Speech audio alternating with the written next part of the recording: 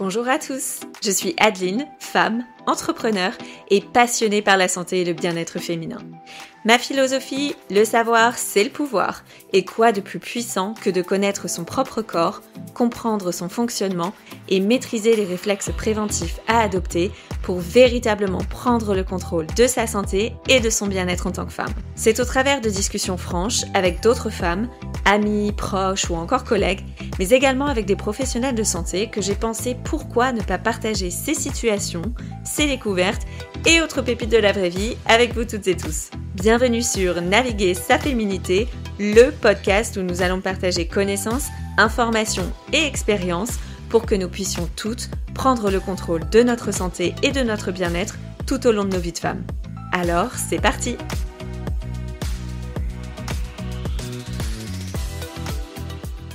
Si vous pensez que vous pouvez attendre vos 50 ans pour vous préoccuper de la ménopause, vous faites fausse route. Trop souvent reléguée au second plan, la ménopause est pourtant une étape clé de la vie qui mérite qu'on s'y intéresse bien avant qu'elle ne s'impose à nous. Bouffées de chaleur, fatigue, variations hormonales, autant de symptômes qui peuvent sembler inévitables, mais qu'il est possible d'aborder autrement, avec les bons outils et une approche adaptée. Et parce qu'il est temps de poser un nouveau regard sur cette étape de la vie des femmes, j'ai le plaisir d'accueillir Isabelle, spécialiste en ménopause yoga. Elle nous partage son expertise, son approche et ses conseils pratiques pour ne pas simplement mieux vivre cette période, mais en faire un véritable nouveau chapitre de sa vie. Bonne écoute! Bonjour Isabelle! Bonjour Adeline! Je suis ravie de t'avoir sur ce nouvel épisode du podcast Naviguer sa féminité, puisqu'aujourd'hui on va parler d'une étape clé dans le cycle de vie des femmes, à savoir la ménopause. Mais avant de rentrer dans le vif du sujet, ce que je te propose, c'est de te présenter aux auditeurs. Eh ben oui, tout à fait. Alors d'abord, merci beaucoup pour cette invitation. Alors pour me présenter, donc j'ai 59 ans aujourd'hui et je vis dans le sud-ouest de la France. J'ai deux grandes filles et je me suis intéressée au sujet de la ménopause il y a à peu près maintenant une bonne dizaine d'années, quand moi-même je Ok. suis rentrée dans cette phase. Et je dois dire, ça a été le déclic qui a fait que j'ai changé complètement de voie professionnelle. J'étais un temps dans l'éducation nationale parce que j'ai fait 1000 métiers, mais j'étais prof d'art plastique et aussi, voilà, donc j'étais artiste peintre, je naviguais en France dans des expos, des galeries, etc. Et puis, cette chère ménopause est arrivée un beau jour dans ma vie et ça a tout basculé puisque j'ai arrêté mon activité pour me consacrer uniquement à ce sujet et ensuite, voilà, développer des choses autour de la ménopause. Super. Est-ce que tu peux nous raconter un petit peu justement ton épopée? À quel moment est-ce que toi tu as connu les premiers signes de la ménopause? Par quoi est-ce qu'ils se sont traduits? Et comment est-ce que tu les as vécus? Alors oui, je m'en rappelle très bien. Donc ça remonte à maintenant, on va dire peut-être une petite douzaine d'années, Mhm. où j'ai commencé à être très chahutée, mais je ne savais pas du tout ce qui se passait en moi parce que d'abord, c'est un sujet qui n'a jamais été abordé dans ma famille. Je D'accord. pense pas que c'était parce que c'était tabou, c'était juste comme ça. On n'en a jamais parlé. Et puis après, j'avais plus ma maman, donc de toute façon, je pouvais plus lui poser de questions là-dessus. Et je sentais que j'avais quand même des choses qui se modifiaient au Mhm. niveau des cycles. Et puis ces bouffées de chaleur, je commençais par avoir des bouffées de chaleur et puis des trous de mémoire. Donc je suis allée consulter ma gynéco, mais Ok. elle m'a dit, oui, effectivement, vous êtes en préménopause. Si ça va pas, bah, il y a des traitements. Et je suis sortie comme ça. Ok. Et là, quand même, je me suis dit, waouh, qu'est-ce qui se passe? Moi, j'avais vraiment l'impression que je développais une maladie. Donc en fait, Parce que quand tu es allé voir ta gynéco, à aucun moment tu n'as pensé à la ménopause finalement. non, j'avais entendu hein, ce mot ménopause, mais j'avoue que non, ça m'a pas fait tilt en fait. Mhm. Je me suis dit, mais parce que j'avais beaucoup d'absence, beaucoup de problèmes de concentration, D'accord. j'étais très irritable, je supportais plus. Enfin, mes filles, si elles me disaient quelque chose, voilà, qui était pourtant vraiment absolument pas irrespectueux, mais si pour moi je le ressentais comme ça, mais je pouvais mais monter dans les tours. Donc, je me reconnaissais pas. Donc, je me suis dit, mais je suis en train peut-être de développer une maladie dégénérative ou quelque chose comme ça. Ça m'a vraiment angoissée. Alors, j'ai été un petit peu libérée quand la gynéco m'a dit, ça y est, vous êtes en préménopause, mais quand même, elle m'a pas expliqué. D'un Et ça côté, voulait j'étais dire? rassurée parce que je me suis dit, si ça avait été grave, peut-être qu'elle serait venue me donner, voilà, un protocole, etc. Mais néanmoins, je savais pas exactement de quoi on parlait. D'accord. Et donc, du coup, tu as ce rendez-vous, donc elle t'explique ce qui se passe, et après Très, quoi? très sommairement. Et alors, bah, du coup, je me suis dit, bon, qu'est-ce que c'est que cette ménopause? Et c'est là où j'ai vraiment commencé à me renseigner par moi-même. Et à l'époque, il y avait, bon, on n'en parlait pas du tout, hein. Il y a Hmm. 12 ans, c'était vraiment pas du tout un sujet qui était abordé. Et donc, je ne trouvais rien dans les ressources, on va dire, scientifiques ou médicales en français. Donc, je me suis tournée vers la littérature scientifique anglophone. Ok. Et là, j'ai commencé à trouver pas mal de ressources. Et puis, petit à petit, bon, ça a commencé à se démocratiser, on commençait à en parler davantage. Donc, j'ai commencé à vraiment m'intéresser à comprendre, en fait, qu'est-ce qui se passe physiologiquement dans son corps.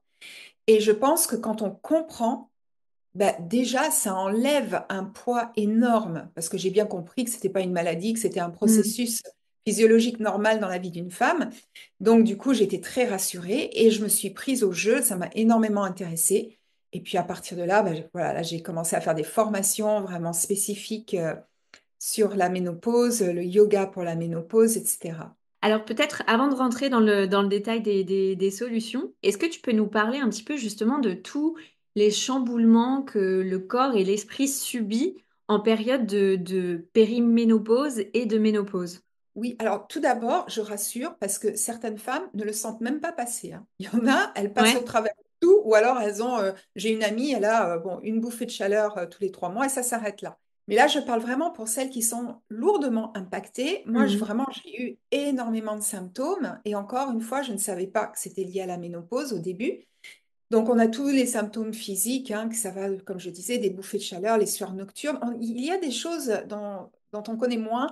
Ça peut être des brûlures dans la bouche, des douleurs articulaires, des douleurs musculaires.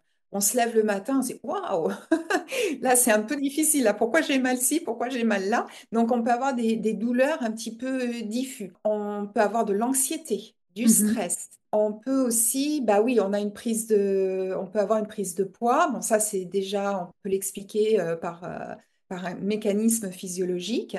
Et puis, on peut, sur le plan vraiment émotionnel, comme je disais, on peut ressentir une colère.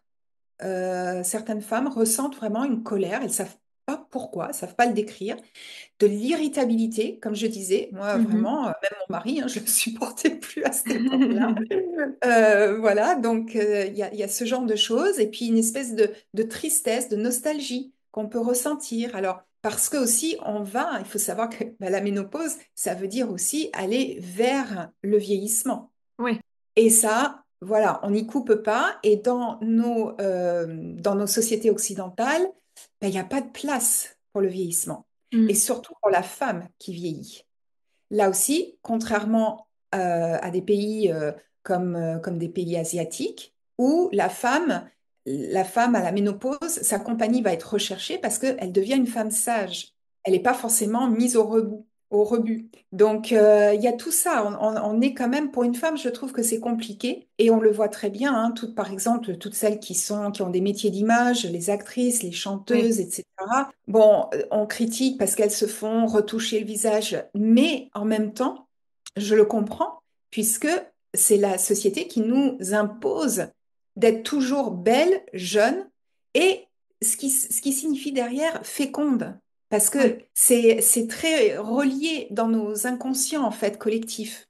Et j'avais enregistré justement un épisode avec Claire Fournier, qui est journaliste sur LCI, Mhm. une très jolie femme, et qui me disait que quand elle était jeune, on venait la chercher pour être devant la caméra pour montrer son joli visage. Mhm. Aujourd'hui, à 50 ans, et pourtant c'est une très belle femme, eh bien, on vient la chercher pour ses compétences, mais Ouais. elle est beaucoup moins mise en avant au niveau de l'image. De l'image. Mhm. Donc, voilà, donc c'est très complexe en fait la ménopause. Ça s'arrête pas aux bouffées de chaleur, quoi. C'est pour ça que Oui, il y c'est a important.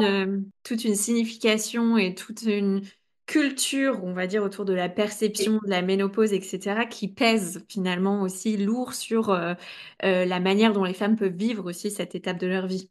Exactement. Et est-ce que tu peux nous dire, tu nous as parlé un petit peu de tous les symptômes, etc., que toi tu avais pu vivre, mais que de manière générale, on retrouve assez fréquemment en période de ménopause. Est-ce qu'il y a des solutions? Est-ce que toi tu as trouvé des solutions qui t'ont permis d'alléger ces symptômes-là? Alors pour moi, la première des choses, comme je disais, c'est de comprendre. Comprendre ce qui se passe. Sans vouloir, bon, on n'a pas besoin de devenir une encyclopédie, mais juste comprendre qu'est-ce qui se passe dans notre corps et pourquoi ces symptômes se déclenchent. Voilà. Déjà, quand on a cette compréhension, ça enlève un poids. Et quand on comprend ce qui se passe dans notre corps, eh bien, on devient actrice. Et on ne subit pas, ah bah tiens, un tel m'a dit de prendre ça, alors je vais prendre ça. Ah bah tiens, mon médecin m'a dit de prendre des hormones, je vais prendre des hormones. Mais on peut choisir. On est maître de notre corps et on peut, du coup, quand on comprend ce qui se passe, eh bien, on peut choisir ce qui est bon pour soi. Donc Mhm. pour moi, la première chose, c'est la compréhension, juste s'informer, qu'est-ce qui se passe. Deuxième chose, ne pas rester seul, pouvoir en parler. Et je sais que c'est pas facile. Je sais que c'est pas, voilà, c'est pas un sujet de conversation qu'on lance forcément Ouais. but en blanc, mais voilà, si on peut trouver, alors il y a des groupes Facebook, hein, il y a des groupes Facebook. Moi, j'anime un groupe Facebook. On peut venir et puis on discute et du coup, de temps en temps, je peux faire des lives et on va reprendre un sujet. Donc, de pas rester seul, de se rapprocher de personnes, voilà, avec qui on peut discuter. Et alors, comme solution, c'est de l'accepter. Parce que si on est toujours dans le déni, on veut pas que ça nous arrive, encore une Mhm. fois, hein, pour toutes les répercussions que j'ai énoncées tout à l'heure, eh bien, on va être dans une énergie de contraction. Donc, le plus tôt on se dit, OK, c'est bon, je suis dans cette phase de la ménopause, tout va bien, c'est juste une étape de vie, une nouvelle étape de ma vie. Mhm. Donc, qu'est-ce que je peux faire maintenant? Donc, déjà, ça va soulager la pression qu'on peut se mettre. Et la première chose que je ferai, c'est de soulager son stress. Mhm. Parce que, on est tout le temps en train de solliciter notre système nerveux sympathique, qui est celui de la fuite-attaque, et au détriment de notre système nerveux parasympathique, qui est celui de la relaxation et de la digestion. La digestion des aliments, mais la digestion aussi des émotions. Si on est tout le temps dans le stress, on va du coup déclencher ce phénomène d'activation du système nerveux sympathique, et ça veut dire qu'on va augmenter notre production de cortisol. Mhm. L'hormone du stress, ouais. Voilà, c'est une hormone du stress qui se produit dans nos, bon, pour faire très court, hein, dans nos surrénales. Et la chose suivante, c'est que ça va être au détriment de la production de nos oestrogènes. Mhm. On peut s'accrocher encore un peu à nos oestrogènes. Donc, voilà. Et comme le corps, il va toujours choisir en premier de nous protéger, donc il va Mhm. choisir le cortisol pour protéger d'un danger qui soit réel ou imaginaire, au détriment des autres hormones dont nous avons besoin pour garder un équilibre. Donc moi, la première des choses, c'est le stress. De vraiment chercher à calmer son stress. Alors évidemment, hein, je ne peux que conseiller le yoga. En tant que professeur de yoga, c'est vrai que je ne l'ai pas dit en me présentant, mais je suis professeur de yoga. Mais j'allais dire, une conséquence de la ménopause aussi.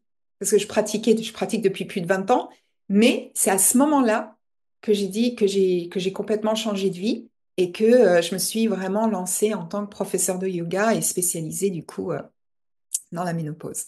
D'accord. Donc pour justement essayer de réduire le stress Voilà, et cette production de première chose. cortisol qui en résulte. Et est-ce qu'il y a des choses que tu as fait évoluer dans ton quotidien au-delà justement par exemple, là, ce que tu disais, de faire encore plus de yoga et d'y consacrer encore plus de temps et de même spécialiser un petit peu ta pratique? Est-ce qu'il y a d'autres choses que tu as modifiées dans ta vie quotidienne? Alors, bon, je faisais déjà assez attention à mon alimentation. J'ai pas fait des grandes modifications, si ce n'est que une erreur qu'on fait souvent, c'est, je le vois chez mes copines qui veulent pas prendre de poids, donc elles suppriment les protéines. Ça, c'est une grosse erreur. Une Ouais. grosse erreur parce que après, surtout après 50 ans, on perd beaucoup en masse musculaire et on a besoin de garder une masse musculaire assez importante parce que ça va avoir aussi des répercussions sur nos os. Donc, on a besoin d'avoir des os solides. Oui, En notamment fait, parce que la masse musculaire vient protéger les os. Et c'est vrai que ça, exactement. c'est quelque chose que les femmes ont pas forcément en tête. Et c'est d'autant plus important de le savoir parce que prendre soin de ses muscles, ça démarre bien avant la ménopause. Et pour les femmes, Mais c'est oui, super important. mais oui, de toute façon, tout ce qu'on fait en prévention, c'est formidable parce Mm. qu'après, évidemment, les choses sont plus faciles. Donc, Exactement. mais ça ne veut pas dire de tout d'un coup faire 5 heures de muscu par jour, hein, mais un petit peu, voilà, parce qu'on a vraiment besoin de ça. Et en plus, les muscles au repos vont brûler des calories, donc voilà, c'est toujours ça de prix. Mais voilà, c'est ça, c'est protéines, manger suffisamment de protéines. Alors, ça peut être des protéines animales, mais ça peut être des protéines végétales. Végétal. Mhm. Donc, là, j'avoue que j'avais déjà une alimentation assez correcte. J'ai juste fait attention à ne pas réduire les protéines. Ouais. Euh, et puis après, bon, moi, je suis une grande gourmande, hein, donc je peux pas me passer de mon chocolat et ça, c'est tous les jours. Mais qu'est-ce que j'ai modifié? C'est plus dans mon état d'esprit, en fait. Mhm. Quand on est plus jeune, on cherche à garder un corps svelte, voilà, à être un petit peu dans ce, voilà, bah, ce qui est normal. On a envie d'être belle pour soi, pour les autres et tout ça. Et ce qui a vraiment shifté chez moi, c'est l'envie de bien vieillir. Ouais. Et c'est pas être dans le anti-âge, mais c'est vraiment, ben non, c'est qu'est-ce que je peux faire pour me sentir bien et pour profiter de la vie, pour pouvoir continuer à faire ce que j'aime. Donc déjà à pratiquer le yoga, moi j'ai besoin de mon corps. Mm. Et puis être voilà, être une maman. Bon, j'ai deux grandes filles, être une maman active qui a envie de faire des choses, etc. Donc moi c'est plutôt sur mon état d'esprit que j'ai vraiment travaillé sur mon état d'esprit. Et une chose aussi, c'est que dans le ménopause yoga, on utilise ça, on utilise le journaling, c'est l'écriture. D'accord. Et ça permet aussi de se poser des questions. Parce que dans nos mondes actuels, on est tout le temps dans une course perpétuelle. Et Mhm. là, on prend 5 minutes, 10 minutes, alors on ne fait pas de la grande littérature, hein, c'est pour soi, mais se poser des questions, bon, qu'est-ce que j'ai envie? Voilà, de quoi j'ai envie aujourd'hui pour moi? Quelle est la femme que j'ai envie d'être? Mhm. Comment je me vois dans 2, 3, dans 10 ans? Qu'est-ce que je peux mettre en place aujourd'hui? Donc, je suis une fervente pratiquante des petits pas, de ne pas vouloir tout révolutionner. Mais Oui. tiens, je me dis, bah, quelqu'un qui n'a pas l'habitude de faire de l'exercice physique va se dire, ah ben moi j'ai envie de m'y mettre, ça c'est comme les résolutions de 1er janvier. Donc, on est tout feu, tout flamme. Eh ben non, 5 minutes. Tiens, bah, demain, je vais faire 5 minutes. Voilà. Et puis le jour d'après, tiens, bah, je vais faire un repas où j'aurai vraiment beaucoup de végétaux dans mon assiette et toujours un peu de protéines. C'est des petites choses parce que si on veut tout révolutionner, on se décourage, ça dure pas dans le temps. Mm. C'est un Oui. état d'esprit, faire des petites choses et puis apprendre vraiment à savourer chaque instant parce que on a quand même de la chance d'être en vie. Et de se le dire, voilà, de se le dire et d'apprécier les moments qu'on peut vivre. Ça, pour moi, ça n'a pas de prix. Mais ça, Mm. je l'ai appris. Quand j'étais plus jeune, j'avais pas conscience de tout ça. Ouais. Ouais, finalement, c'est poser un autre regard sur, bah, sur l'idée du vieillissement, sur l'idée de Oui, vieillir, effectivement. Ouais. voilà. Et vieillir, c'est pas un gros mot. Et c'est pas une tare, c'est une chance. Ouais. Voilà. Et tu nous parlais du coup de cette technique du ménopause yoga. Est-ce que tu peux nous en dire un petit peu plus sur, sur cette pratique, ce que ça peut permettre d'apporter ou peut-être les choses, les symptômes, etc., que ça peut potentiellement soulager? Oui, alors le ménopause yoga, donc comme je disais, alors bien sûr, il y a du yoga, les séances sont adaptées. En général, c'est sur des grands groupes de symptômes. Donc, Mhm. ça va être le sommeil, le stress, l'anxiété. On va voir sur l'irritabilité, la colère, etc. Renforcement musculaire. Donc, sur des grands groupes comme ça de symptômes. Bouffée de chaleur, bien évidemment, sueur nocturne. Mais c'est souvent relié aussi à la colère et à l'irritabilité. Donc voilà, donc il y a des parallèles. Donc il y a des séances adaptées. Et c'est vraiment adapté aux femmes qui traversent cette période ou qui sont en post-ménopause. Et puis il y a des exercices de respiration, il y a donc des techniques aussi de visualisation. On se retrouve en live aussi hein, pour justement échanger. On a besoin de ça parce que on va produire une hormone qui s'appelle l'ocytocine. Mhm. C'est une hormone du bien-être, de l'attachement. Donc quand on se retrouve, même en ligne, hein, ça a été prouvé, entre femmes autour d'un même sujet, ça va produire ça. Et puis il y a donc l'écriture, et puis il y a des conseils en alimentation, voilà, en remèdes naturels avec des plantes, etc. Donc c'est vraiment quelque chose de très global, le ménopause yoga. Et aujourd'hui, nous sommes à peu près, je crois, 750 à être formés dans le monde, pas en D'accord. France, hein. Oui, oui. Et c'est très Donc, peu. c'est vraiment très peu. Voilà, donc c'est absolument passionnant. Et donc ça, c'est le ménopause yoga. Et Mhm. en fait, j'adore cette philosophie. Comme je disais, le ménopause yoga repose sur des données scientifiques occidentale et sur une philosophie orientale. Et cette philosophie, en fait, nous dit quoi? Nous dit que lorsque nous naissons, ça correspond au printemps. On va Mhm. travailler avec les saisons. Donc, voilà, on vient de naître, on est un nouveau-né, on découvre tout, tout est extraordinaire, on a tous nos sens en éveil. Arrive l'été qui va correspondre à Pitta en Ayurveda. C'est des constitutions et Pitta, c'est le feu. Donc ça correspond à notre âge de jeune femme adulte, où on va construire notre famille, on va construire notre carrière, peut-être notre maison.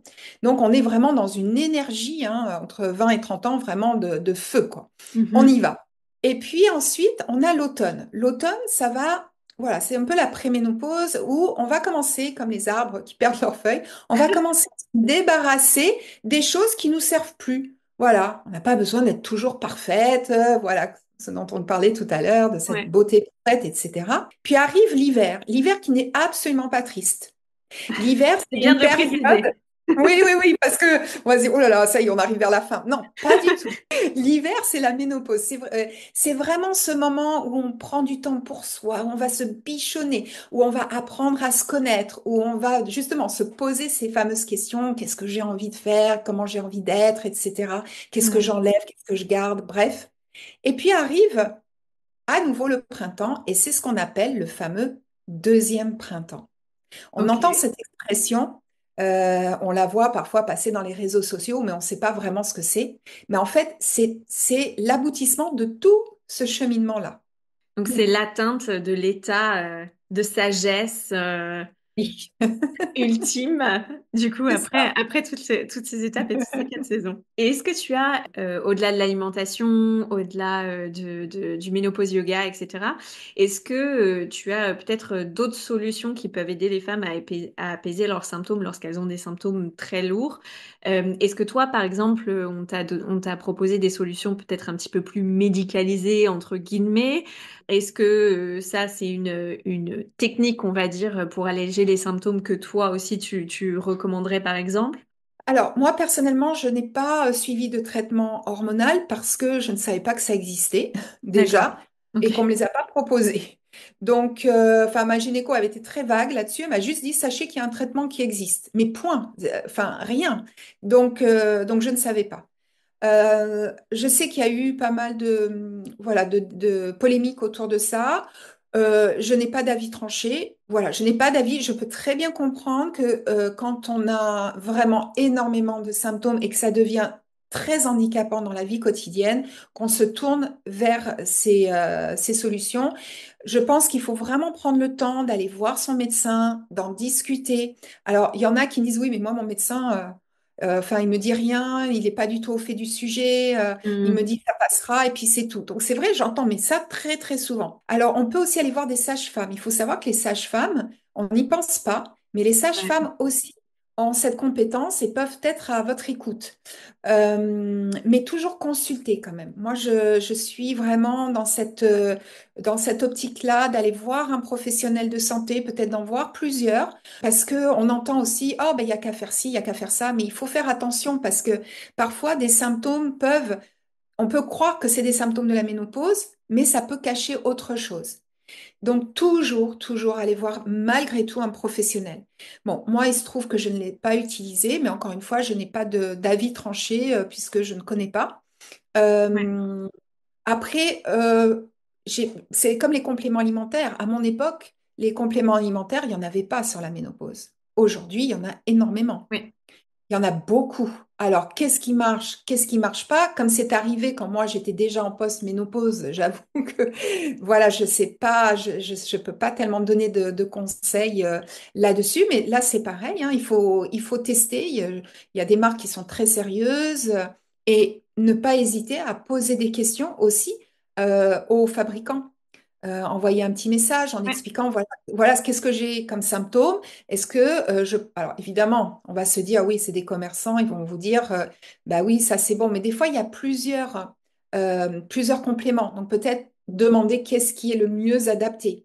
Ou faire même appel à des naturopathes. C'est vrai qu'on n'y Oui, pense bien pas forcément, sûr, mais des naturopathes peuvent aussi aider, guider les femmes vers bien sûr. un certain type de micronutrition qui peuvent les aider et vraiment adapter du coup au type de symptômes qu'elles vivent. Exactement, exactement, parce qu'il faut vraiment, il faut faire attention à ce qu'on dit parce que c'est très très important d'être suivi parce que des fois on peut avoir une carence. Voilà, moi je savais pas, j'avais une carence en B12, du coup je dors mieux, enfin mon stress il a un petit peu diminué, etc. Mais c'est pour ça que c'est important et de pas se lancer dans une auto.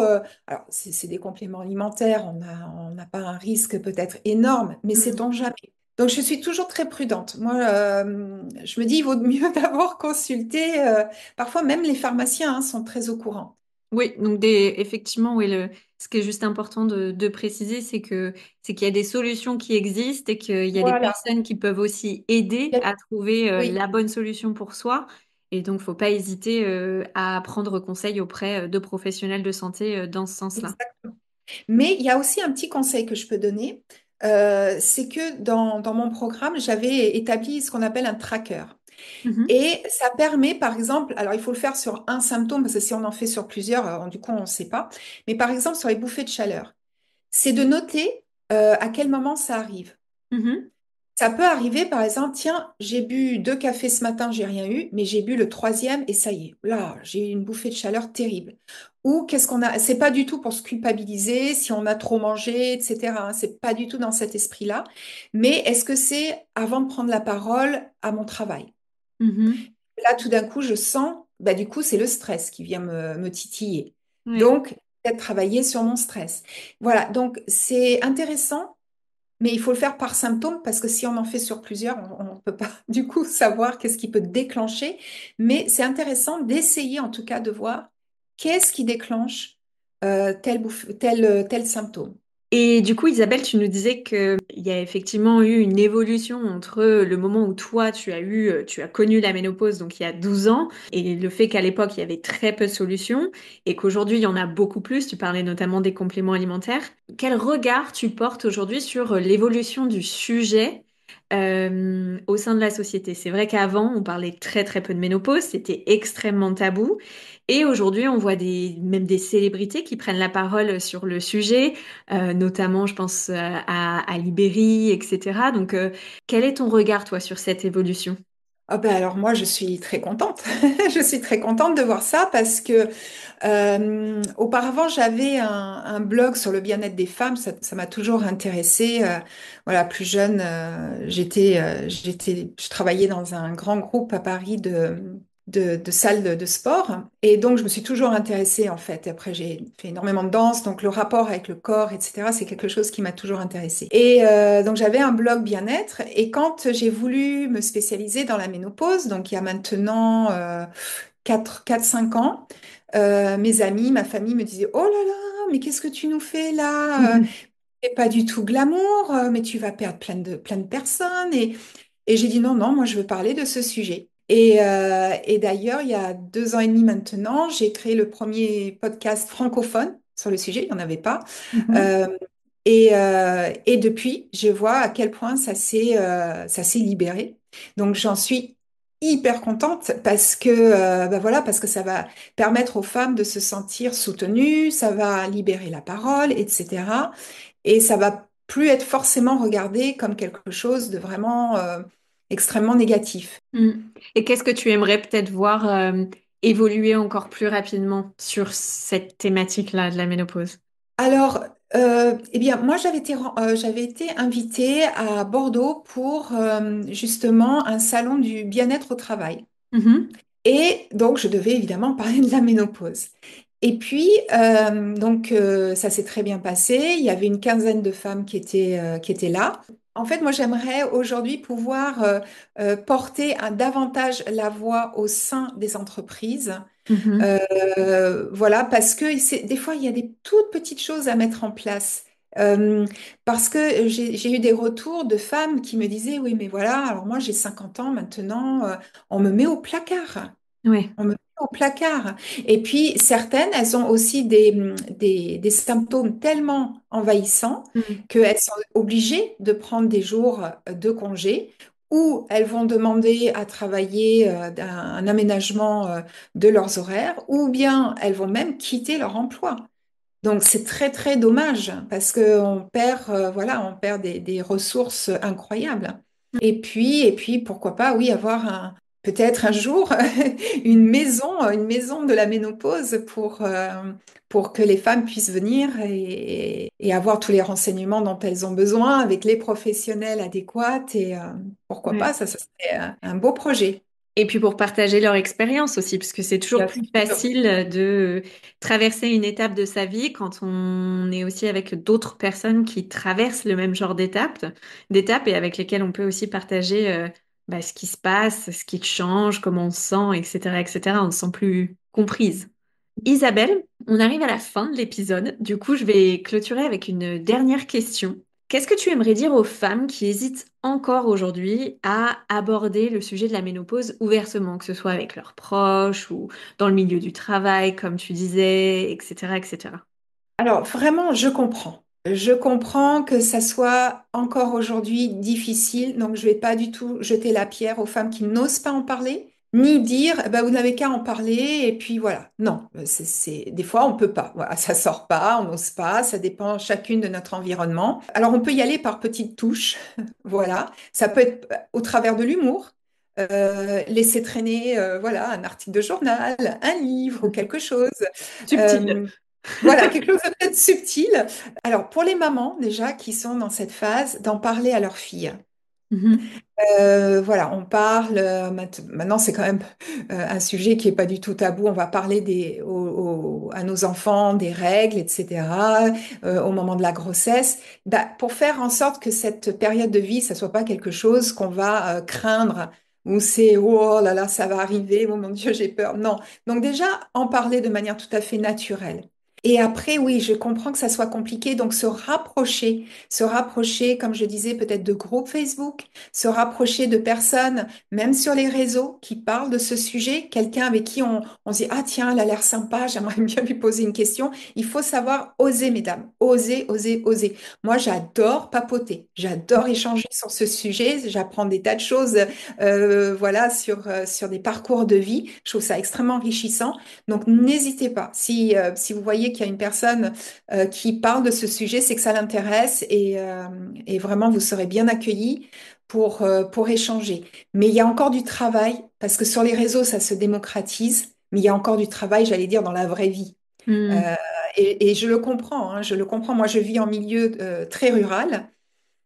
Je m'autorise pas encore, alors que c'est vraiment ma profession, à en parler vraiment ouvertement. J'en ai Ouais. parlé pour la première fois il y a 15 jours à mon cours de yoga, en disant, ben voilà, je pense faire un atelier sur la ménopause. J'étais un petit peu sur la pointe des pieds. Et ben, j'étais très étonnée. Ah oui, ça peut être intéressant. Enfin voilà, donc faut oser. Il faut oser, mais voilà, Y aller en à y son allant un peu sur rythme. la pointe des pieds. Oui, complètement, oui.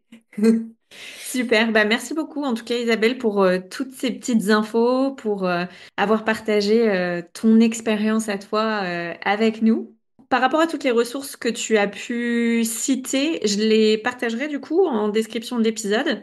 Et pour les personnes aussi, comme tu disais que tu aimais papoter, les personnes qui aimeraient Ah papoter oui. avec toi sur le sujet, je partagerai également tes contacts sur tes réseaux pour que si quelques personnes sont intéressées d'aller un petit peu plus loin dans la conversation, qu'elles puissent directement prendre contact avec toi.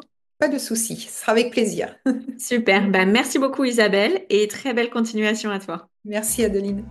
Si vous avez la sensation d'avoir découvert quelque chose de nouveau sur vous-même, votre corps ou votre santé aujourd'hui, je vous encourage vraiment à partager cet épisode avec les femmes qui vous entourent. Votre expérience et vos réflexions pourraient faire toute la différence dans la vie de quelqu'un d'autre. Pensez à vous abonner pour ne pas passer à côté du prochain épisode. Et si vous avez envie de donner un coup de boost à ce podcast, n'hésitez pas à nous laisser 5 étoiles. À très vite!